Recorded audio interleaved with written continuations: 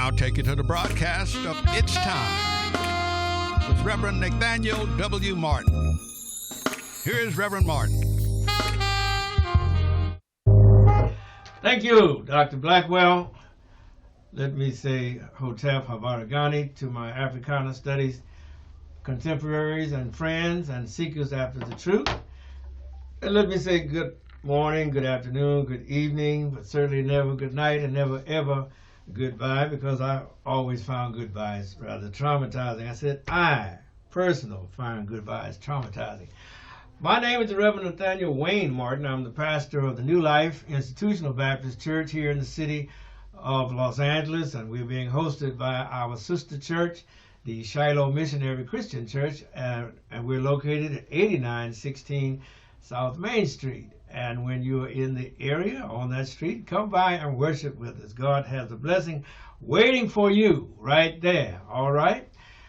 And kudos to all of our members and friends and supporters, and we pray that you will continue to support and continue to give us your helpful critiques so that we can make our broadcast even better. Now, this offering that you are viewing, this presentation, is a social justice offering because of two things. One, I cannot worship God, neither can you serve God in a bubble or in a vacuum. We're going to have to always be out here with one another. Yes, sometimes we're going to get hurt. A lot of times we're going to get hurt.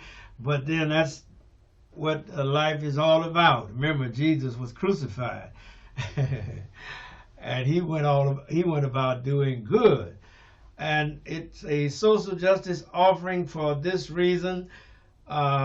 We have so many inequities and inequalities in our society that we must address them as quickly and as in detail as God would allow us, knowing that we cannot address all of them, but we certainly must address the most salient ones. And that is why this particular offering deals with the environment and with the economics. Now, in the environment, I'm sure you've read where 3M, Minnesota Mining and Manufacturing, is on the hook to pay out over $10 billion, maybe more than $10 billion, to settle the claims that they have polluted the water tables in a bunch of cities. I believe it's over 43 cities and counties where 3M has just polluted the water table. That's why I'm always concerned about the system of fracking that still goes on here in Inglewood, because they're going to swear up and down on a stack of Bible that they're not going to pollute the water table. But once that water table is polluted, they're going to pull their stuff and walk away. And we will be left with a hazard the likes of which they are enduring in Flint, Michigan, and in Jackson, Mississippi, and in other cities across this great nation. And so that is an environmental hazard. And so your environment impacts you, of course, whether it is your political environment or your economic environment. But here, the water table been poisoned, polluted by 3M companies. And they always change their names to get themselves out from under the hook for having to do the cleanup.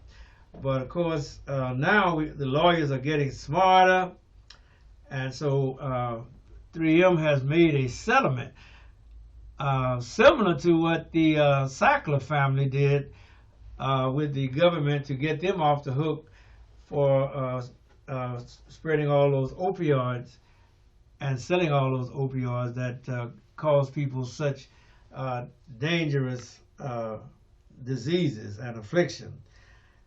When you got big bucks like that, I guess you can do it like that.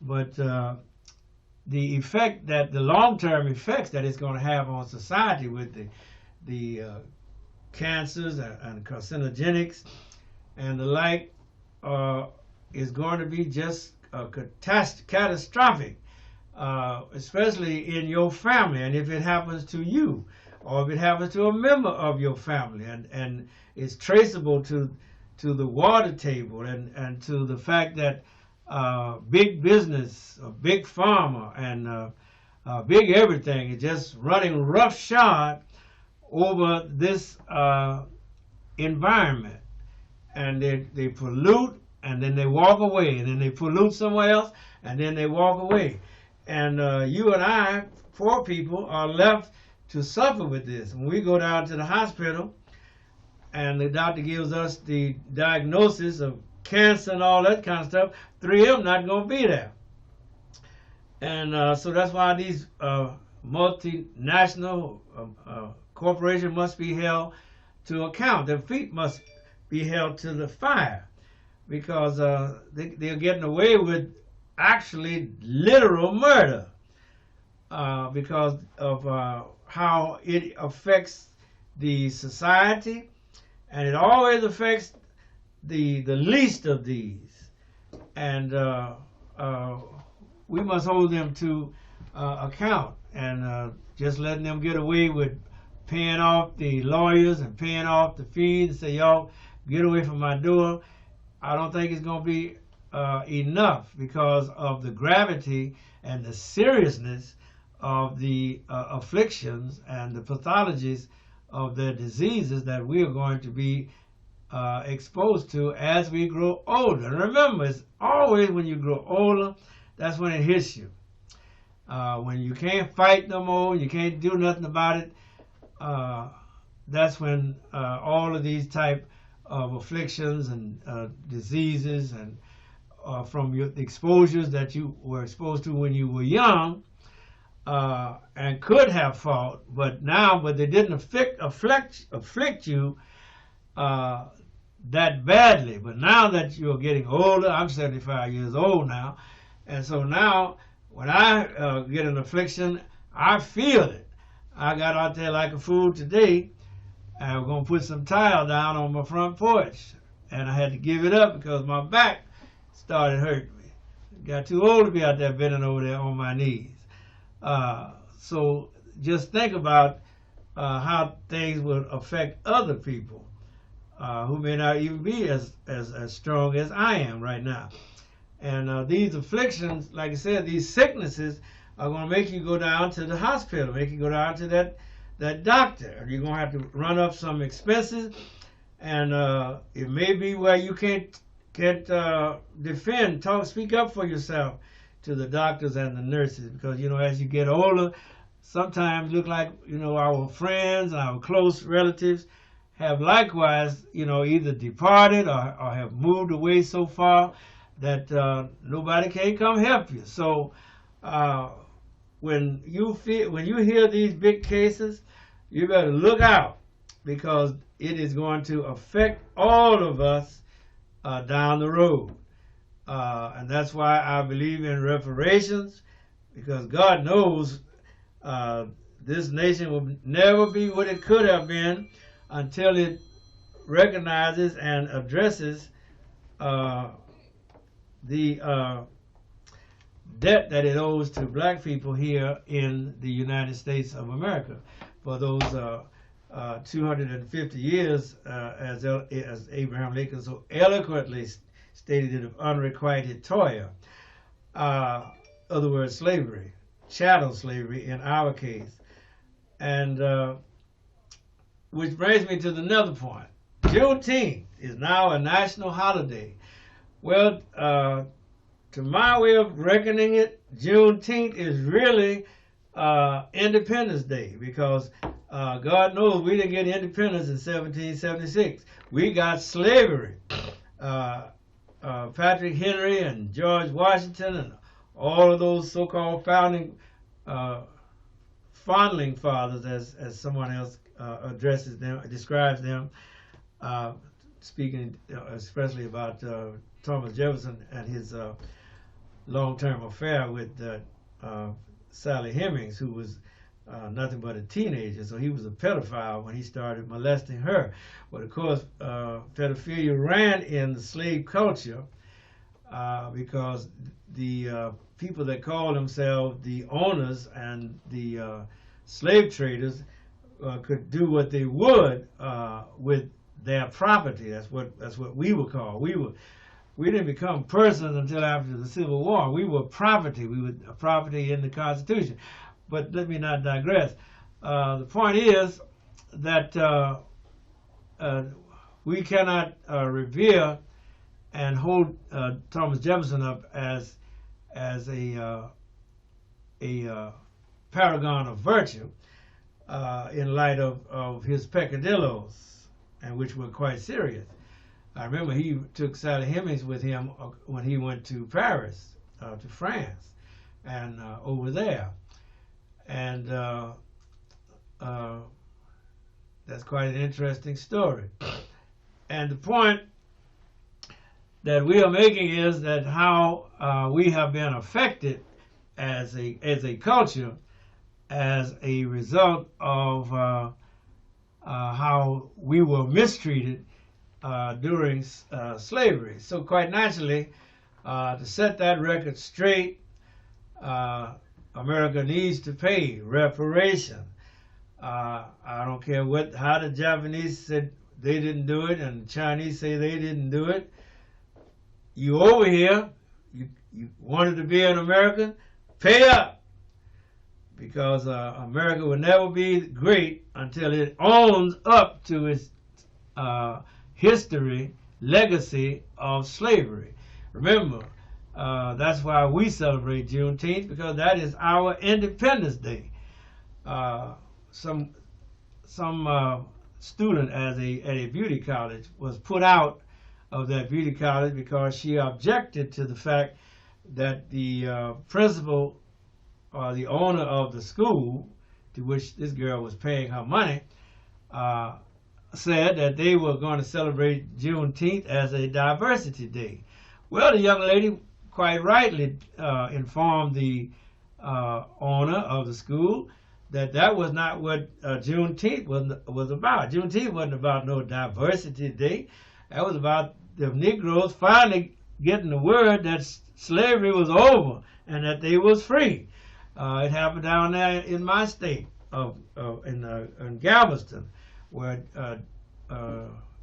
the military officer, General Granger, coming through Galveston, Texas, and read the Riot Act to the plantation owners and told them that slavery was over from 1863 with the proclamation, Emancipation Proclamation. And then, of course, by that time, June of 1865, of course, Robert E. Lee had surrendered on April 9th to General Ulysses S. Grant at Appomattox, Wilbur McLean's house, on his front porch, on his parlor, and that the war was over and the South had lost and slavery had been ended. And the 13th, 14th, and 15th Amendments had cemented that fact for all time.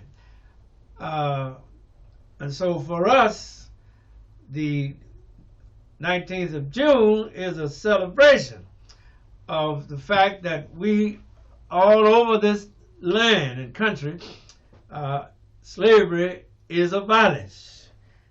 And while I'm talking about slavery, I was talking to the Bible class Wednesday night about dissonance and cognitive dissonance. And we were using the text in the 2nd chapter of Romans, the 24th verse, where it says, the name of the Lord through you is blasphemed.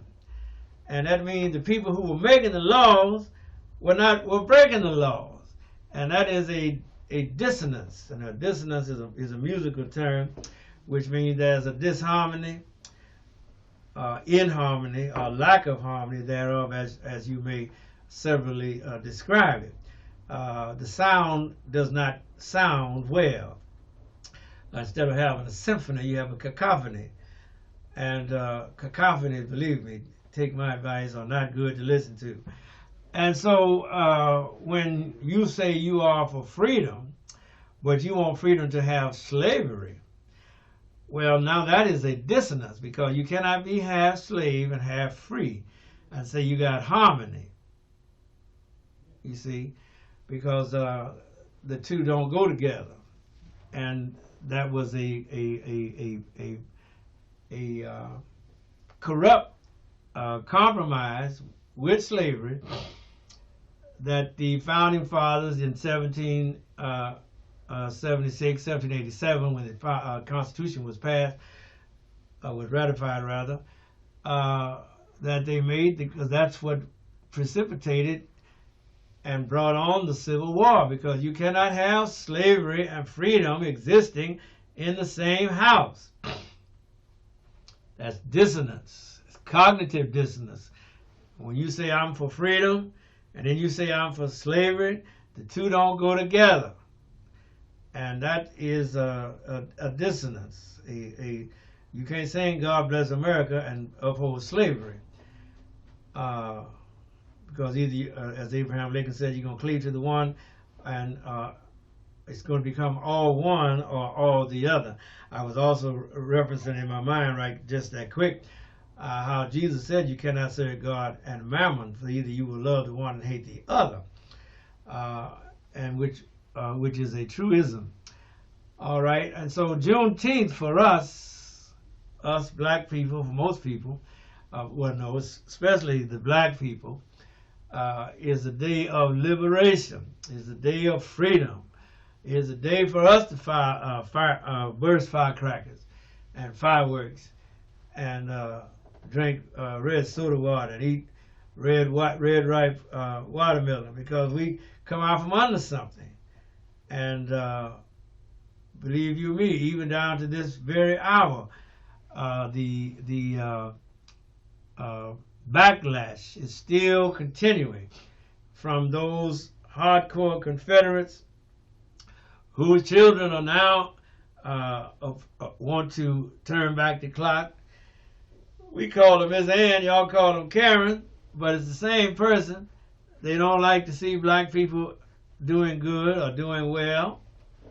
As a matter of fact, as W.E.B. Du Bois said way back yonder, long years ago, it was a tacit agreement that the Southern whites did not like to see the Negroes doing economically or politically better than them. That's why white supremacy has got to be overcome, because as long as white supremacy is in the land, then we are going to still have these haphazard occurrences and events and these contradictions in the nation. All right, so we celebrate the 19th of June for liberation, for freedom. The other people celebrate the 4th of July. I always remember what Frederick Douglass, the speech he gave on July 5th in 1852 in Rochester, New York. I think it was Faneuil Hall, the same hall in which he waited for the Emancipation Proclamation to become law. And when it went into effect, he exulted, and he was very happy and very pleased that God had brought his people the beginnings of deliverance. All right, now, before I wrap up, I want to address the Federalist Society. The Federalist Society is, for you that don't know, I'm sure I'm preaching to the choir, is a think tank. I'll use that word. It's well funded. It gets money from Google, gets money from Bill Gates, and I mean mega money. And what it does, it addresses conservative causes, and for you and me, most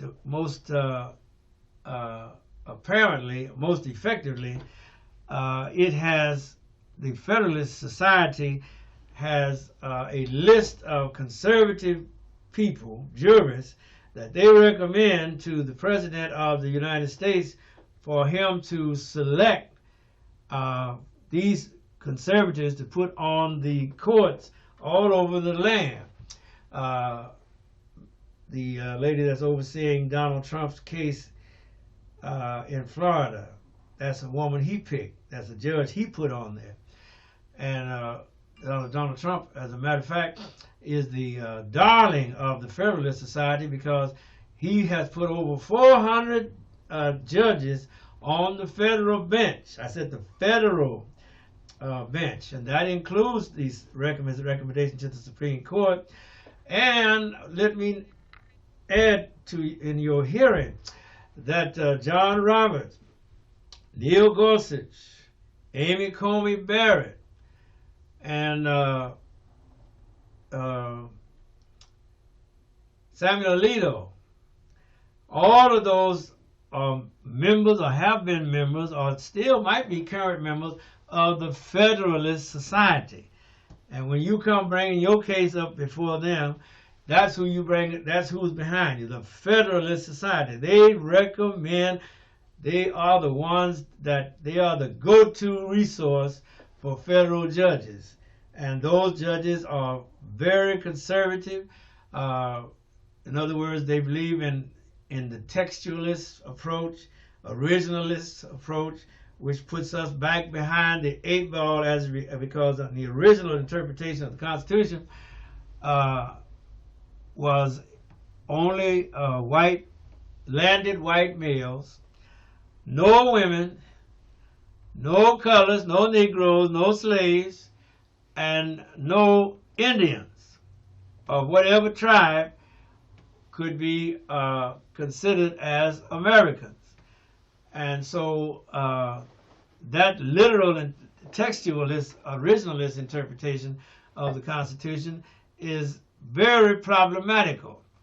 And these are the judges that are making decisions on the bench, federal bench, all across this length and breadth of this great land we call America, from the mountains to the prairies to the oceans white with foam.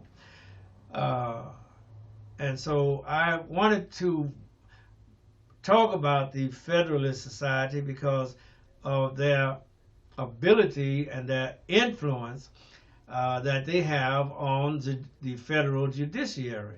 And not only do they have an effect on the federal judiciary, they have effect on a lot of the laws that are passed in municipalities around this nation. And a lot of those laws are regressive, like they work tirelessly until they got Roe v. Wade overturned. That was a Federalist Society agenda item that they got to check off because they finally got their people, from their members, from their society, on the highest court in the land, which is the U.S. Supreme Court.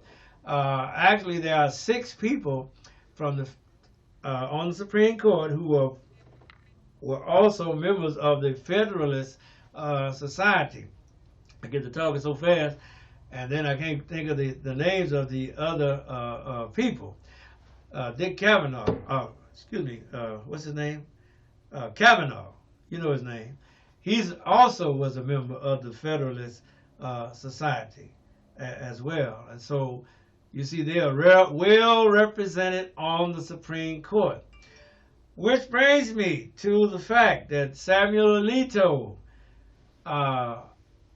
is on the hot seat because he has been receiving transportation, going on luxurious trips that would have cost him $100,000 if he had paid for it himself.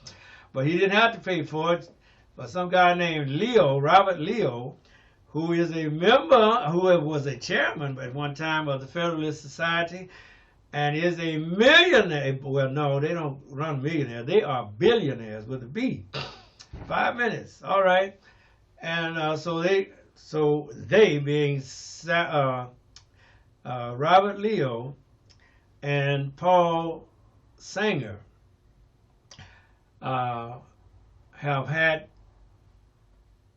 Samuel Alito with them on some of these trips. Trips to go salmon fishing way up in Alaska where I can't afford to go.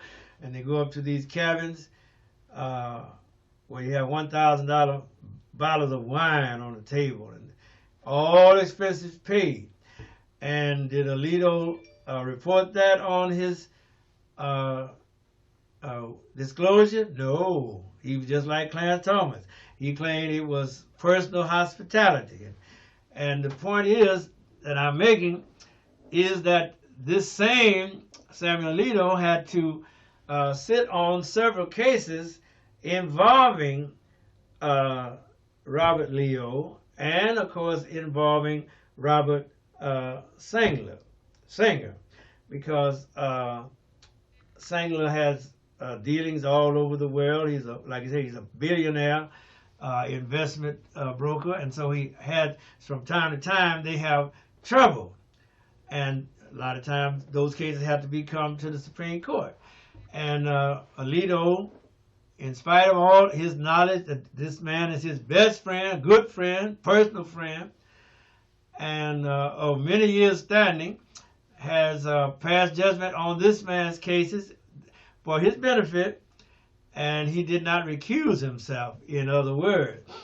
And one of the most prominent cases was when this Sanger sued Venezuela, sued Argentina, and brought the case before the Supreme Court, and the Supreme Court ruled in his favor with Alito, yes, his friend Alito, casting the vote in the positive, and so they and Argentina had to pay in the billions of dollars to the corporation that Sanger owns. All right. So again, you had Clarence Thomas. Now you got Alito, and come to find out, Scalia, who is now deceased, was likewise recipient of great largesse from these corporate donors. And as I wrap up, what I'm telling you is, you see how the corruption and you see how the association of the rich with the super rich infects the judiciary. And so these people are given the name labels of honorable, but they're not really that honorable. Judge Kavanaugh, probably he did just what that woman said he did, but by the time they were able to vet her, Mitch McConnell and his cabal had already cemented that Kavanaugh was going on the Supreme Court. Just like by the time that Anita Hill got through with her testimony, well, Clarence Thomas came by right behind her and just wiped hers out, and telling them how he felt that he was being high-tech lynching. Anyway, you see how disadvantaged you and I are. It's a game of musical chairs where there's always one less chair than there are people, and the game is stacked against us. All right. Thank God the Writers Guild is still holding out. The dock workers down in Long Beach, I think they settled their strike. And as I close, what I am saying to you, as I always say, in America, if you're working for somebody and they don't want to pay you, take my advice and don't work for them. God bless you. Thank you, Doc. We're out of here. And I've had some